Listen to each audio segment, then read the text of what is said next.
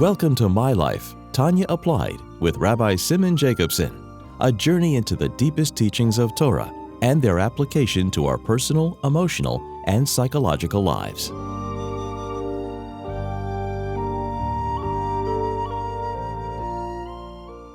Continuing the life-changing journey in the Sefer HaTanya. This program is made possible by Rena Lights LLC, and it is in loving memory and honor of Rabbi Yosef Halevi Weinberg, Olav Hashalom, and Rabbi Moshe Pinchas HaKohen Katz, Olav Hashalom.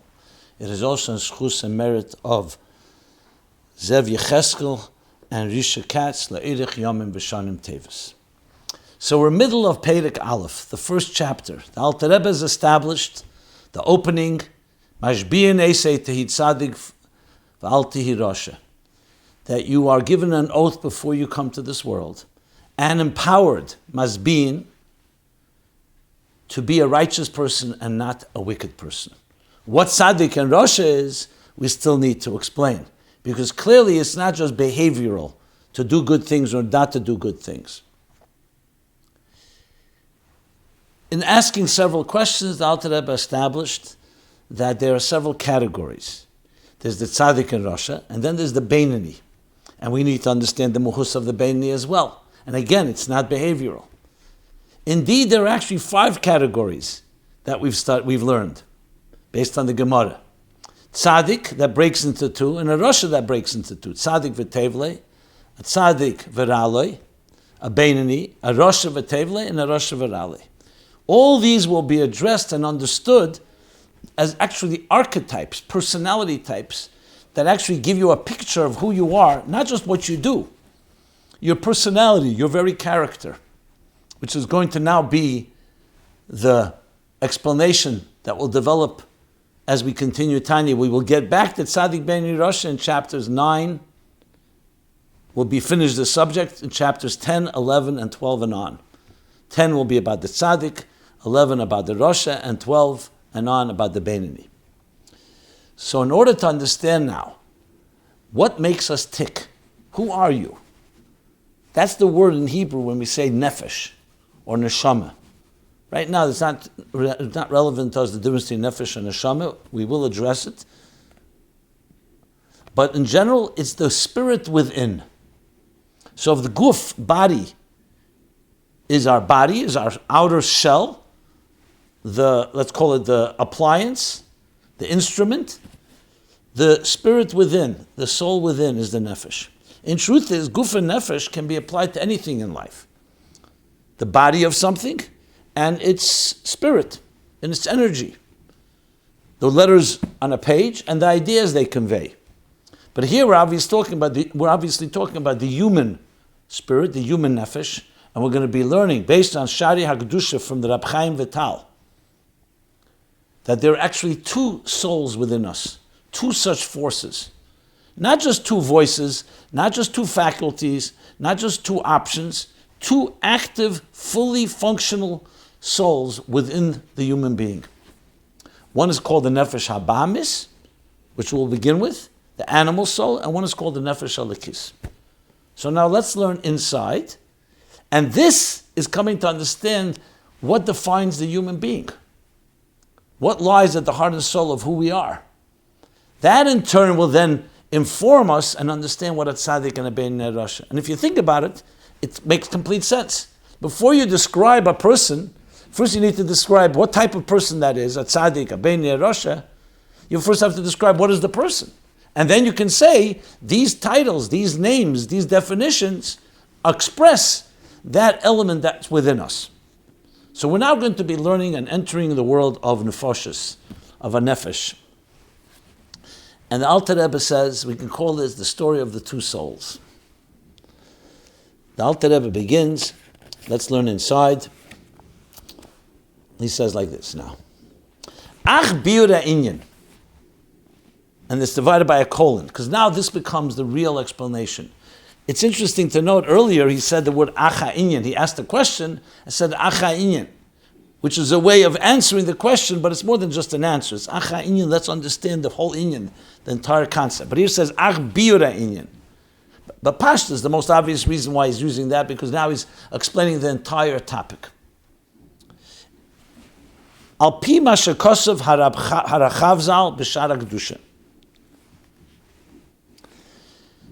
According to what Rab Chaim Vital writes in the Sefer Sharei HaKedusha, Gates of Holiness. And the exact source for it is in volume 1, sections 1 and 2. The Alter Rebbe adds in the brackets, Ube'etz Chaim Shad Nun Perek Beis. Eitz Chaim, as I'll explain in a moment, also was written down by Rab Chaim Vital. And there it's in Gate 50, section 50, chapter 2. But you see, that's in the brackets. The primary source of what we're going to learn now, basically most of the rest of this Perek, is based on, and in some cases almost word for word, from Sharei HaKedusha. Let's a few words about Rab Chaim Vital. Rab Chaim Vital was, of course, the primary student of the Arizal, Rabbi Isaac Luria, known as the Arizal. The Arizal did not write, even though we called Kisvei Arizal, but as the writings of his teachings, he did not write most of it himself. There were a few things that we have written, but very little. Rab Chaim Vital was charged by him with the authority and the responsibility to write down everything he learned from the Arizal, which was actually less than 2 years. The Arizal was in Tzfas and then passed away at a young age of 38. Rab Chaim Vital, and many times refers to Meiri, I heard from my teacher, Meiri Rabbi. The Sfarim that we have from the Arizal are quite numerous. Some of them are named by the word Chaim, Eitz Chaim, Pri Eitz Chaim, Eitzes Chaim, most likely because Rab Chaim Vital wrote it down. Sharei HaKedusha actually is Rab Chaim Vital's own writing, based of course on the teaching of the Arizal. So with that said, what does it say in Sharei HaKedusha? So the Alter Rebbe continues. The L'chol ish Yisrael echad tzadik ve'echad rasha yeshtei neshamas. Every person in Israel, every Jew, both tzaddik and rasha, again we haven't yet defined what tzaddik and rasha is, but referring to every category of a person, possesses two souls, which we're soon going to learn. One is called the nefesh habamis and one is called the nefesh elikis. And we'll explain why they're called that, but let's go step by step here. And I really want to be very deliberate here in how we unpack this, because this lies at the heart not only of understanding Tanya well, but also at the heart of relating to us. Because we're actually describing you and I. Two souls within you. Now, we always talk about the battle between good and evil, the struggles we have within us. Tanya, of course, is going to address it. But it's interesting, the context now is not just you have two voices, like you wake up in the morning, should I sleep a little longer? Should I get out of bed? Should I help someone or should I take care of myself? That's a manifestation. But once you say there are two souls, a soul is a whole living entity. It's a character, it's a personality. So it really gives us a new take on how we see ourselves and each other. That we actually have two souls within us that are working and are ticking like a heart that's beating that defines who we are. We're going to learn later which soul is dominant, how they struggle, how do they battle with each other, because as we're also going to learn, they're antithetical to each other, they have different interests. So it's not just you're a person and you have different opinions. It's actually two active souls within you. Now, as usual, the Alter Rebbe grounds everything. Like, how do you know there's two souls? Yes, the Rab Chaim Vital says it, but Rab Chaim Vital brings a raya. There's a proof. Ukediksiv, as it's written, as the verse, Pasuk says, and where's the Pasuk? In Yeshaya, Nun Zayin Tezvov Tezayin, 57, 15, 16 in Yeshaya. What does it say? V'neshamis ani osisi. The souls which I have made, but it says souls, plural. So from this we derive that there are two types of souls. Shein shtei nefashos, that there are two complete souls within us. Now what are these souls? Nefesh achas mitzad haklipa v'sitra achra. One soul stems from the klipa and sitra achra. Let's explain what's klipa and sitra achra. Klipa is a word used in Kabbalah. It literally means a shell or a peel. When you have a fruit, you have the fruit within and you have the shell that covers it up. Most people think the word klipa means evil. No, klipa is a shell. But when you focus, the shell is there only to protect the fruit within. When you forget about the fruit and you focus on the shell, that's when all the problems begin. The material world is a shell that contains and conceals within it the fruit of the divine, of divine energy. So if we were able to focus on that, the shell has a very important role to play. But if the shell becomes an end in itself, that's a form of concealment. That's what creates essentially the nefesh of the nefesh achas, which is coming from the shell. In other words, a life that's focused on the immediate now, the surface, superficial level of the material world.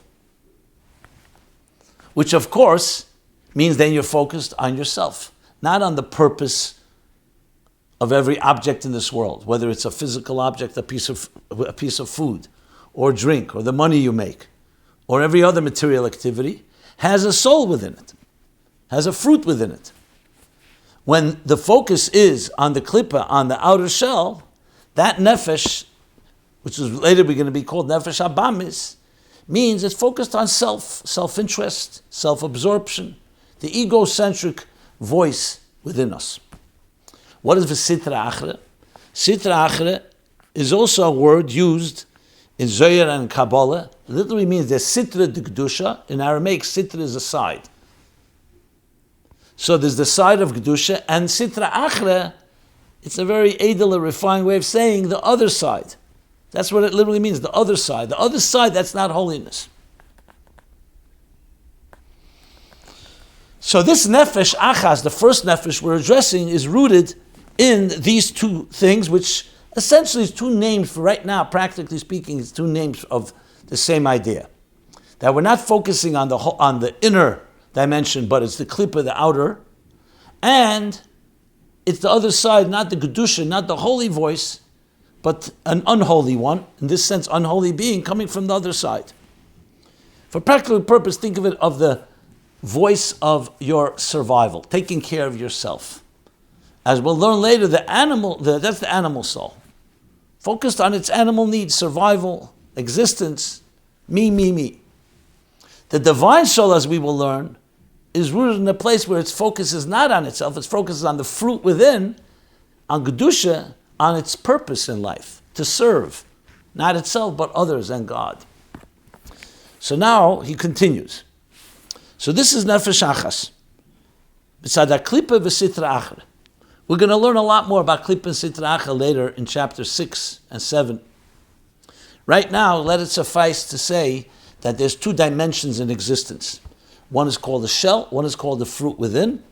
In practical terms, if I give you something and you focus on the outer package and not what's inside the package, that, of course, is misleading, distorting, and ultimately can lead to all kinds of problems.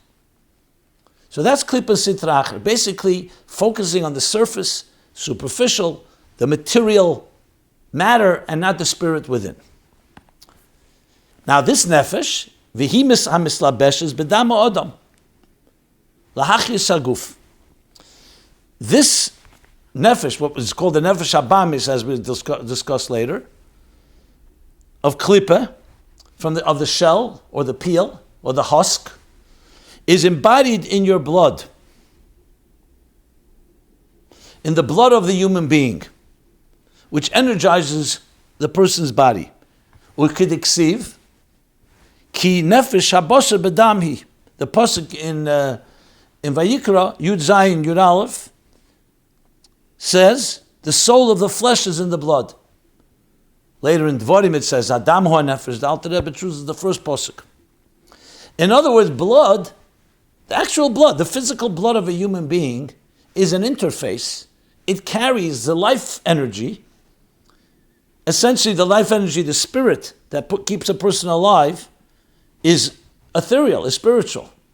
The human body needs energy that enters it on its terms. So the blood is like an interface. On one hand, it's physical. You can touch it. It's a liquid. But it's a liquid of energy. It's very subtle, very mysterious even. It carries the life force of the soul that manifests inside of the body.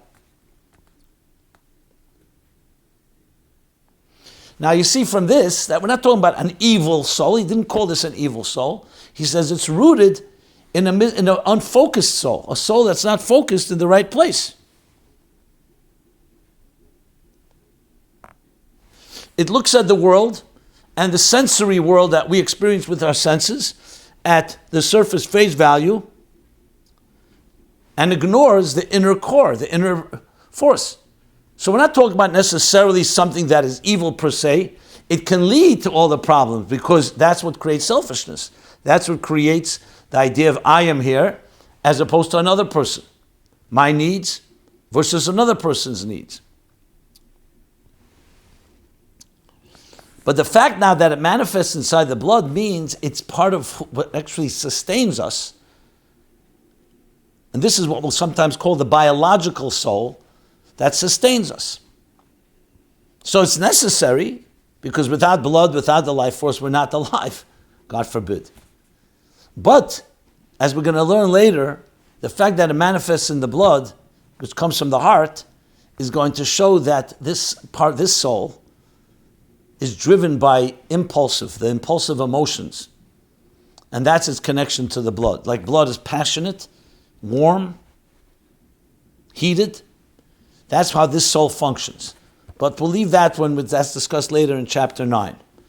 Just adding it in order to understand, the Alter Rebbe is bringing that the soul manifests. So the soul is not just a spiritual force, it actually manifests in the blood that sustains our very being. So it's understandable that when a person says, what is life?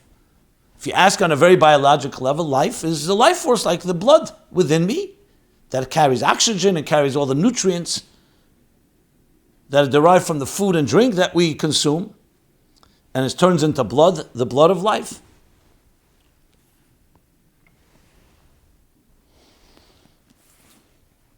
Umimenu bois kol hamidas rois ma'arba yesedus roim.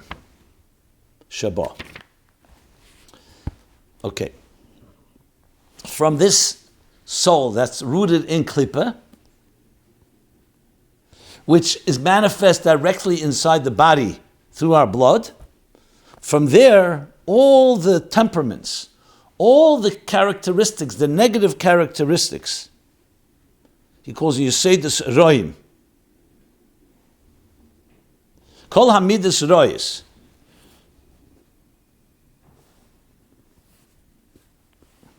The negative characteristics that a human being has, from that they come from this nefesh that's rooted in Klippa.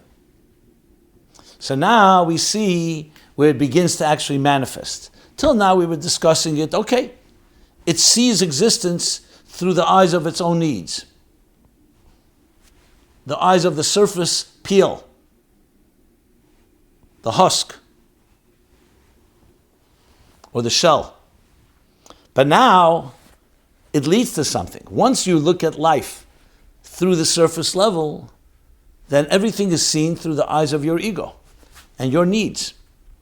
So this, he says, from this is derived, from this comes all the negative temperaments, all the negative personality traits and characteristics that are rooted Ma'arbi Yesedus Roim.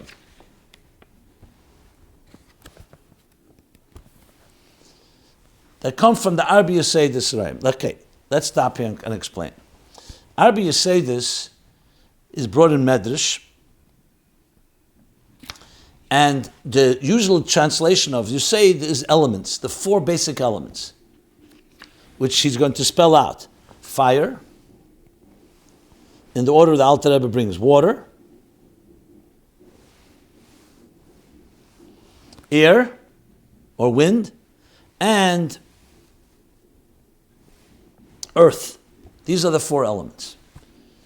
It's already been discussed, and I'll just touch upon it briefly here. We know today there are many more elements in the elementary table in science. So the Rebbe has explained how that is reconciled. That first of all, the elements here don't mean that everything is made up of all.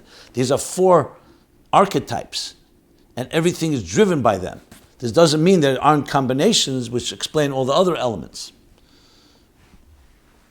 In context of what we're discussing, you can actually translate you say this, even though you say this means elements, you could also say you say this is like temperaments, archetypes, personality archetypes, which is how it's really going to be used here.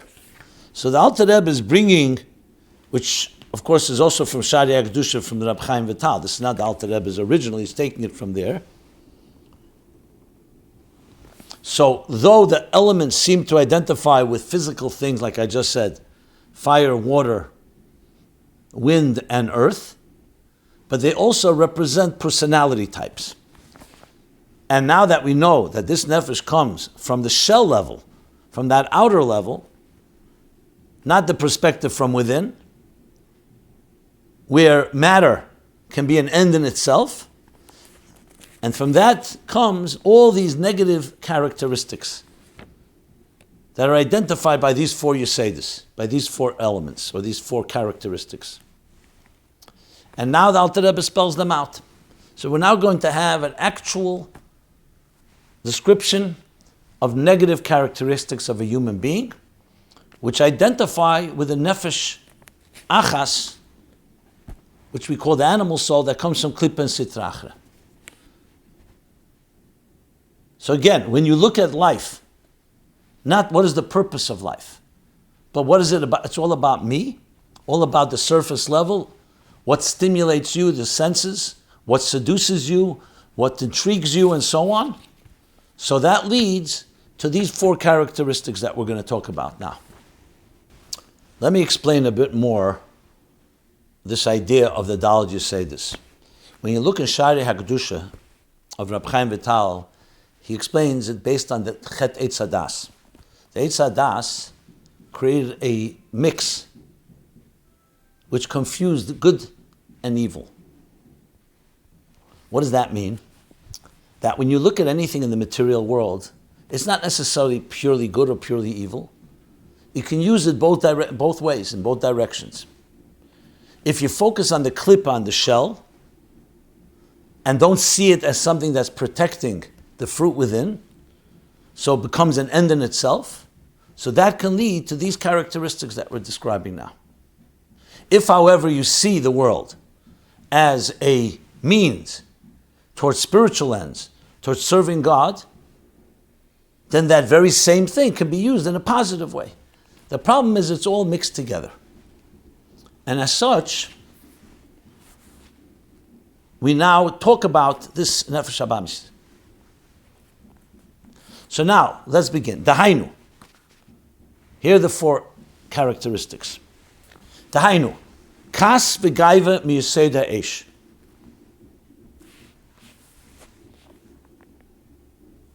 The first temperament, or the first personality type, is fire.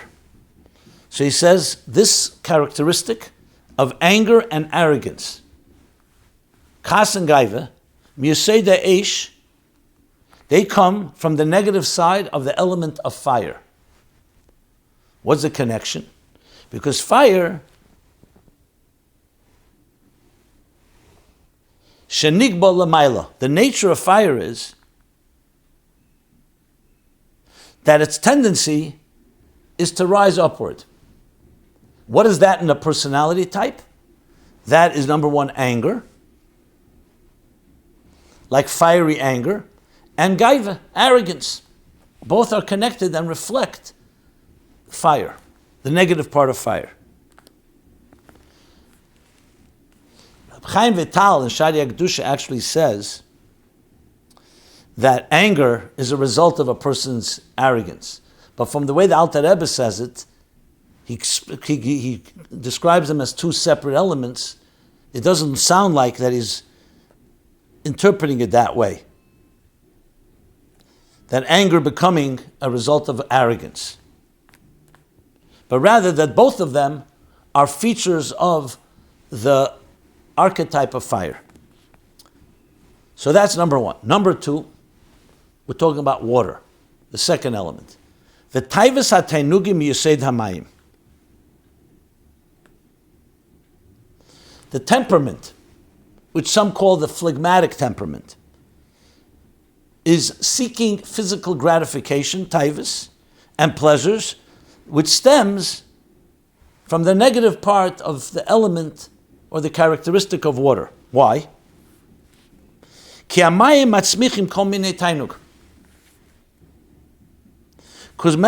water gives birth. All pleasures are cultivated from water.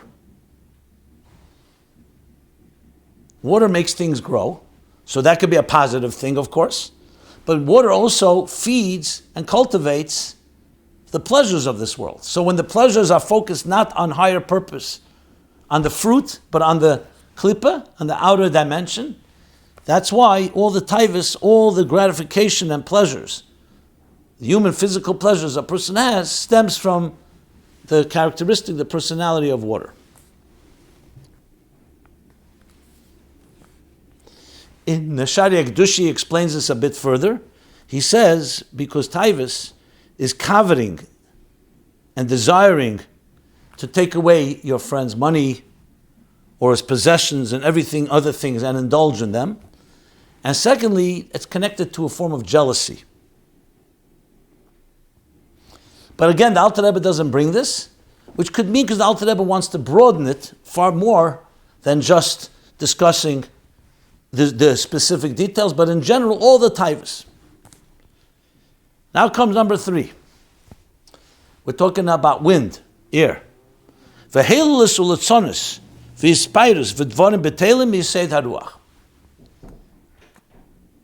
sometimes known as the sanguine temperament arises from the negative side of the element of air or wind. What are the things that would come from there? Silliness, mockery, boasting, and other worthless discussion. All that's in the category of air. It's empty. It doesn't have any substance to it. So the Alter Rebbe says 1, 2, 3, 4 things. Halus, Litzonis, Spiders, Vidvarim, Betelim. Silliness, mocking, boasting, and other worthless discussion. That comes from here. And finally, number 4 is the Yused HaOfar, which va'atzvus mi Yused HaOfar. The melancholic personality type, laziness and depression, that's atzlus and atzvus, stems from the negative side of the personality archetype called earth. Why? Because earth is heavy. Earth is the heaviest of all the 4 elements. Its sluggishness. It reflects, in this case, atzlus and atzvus. So what did the Alter Rebbe establish here? That we see that we have 4 different characteristics, negative characteristics that are all stem from this animal soul, which is driven by the klippa. But now he's going to continue and say, but it's not just the negative. There are also positive personality elements that come from the animal soul. It's not all negative. And that we will discuss in the coming program. If you have any questions or want to listen to the archives of previous classes in Tanya, go to tanyaapplied.com. Kol Tuv and be well. This has been My Life, Tanya Applied with Rabbi Simon Jacobson. Please join us again next week. Visit chasidusapplied.com for archived classes and more resources.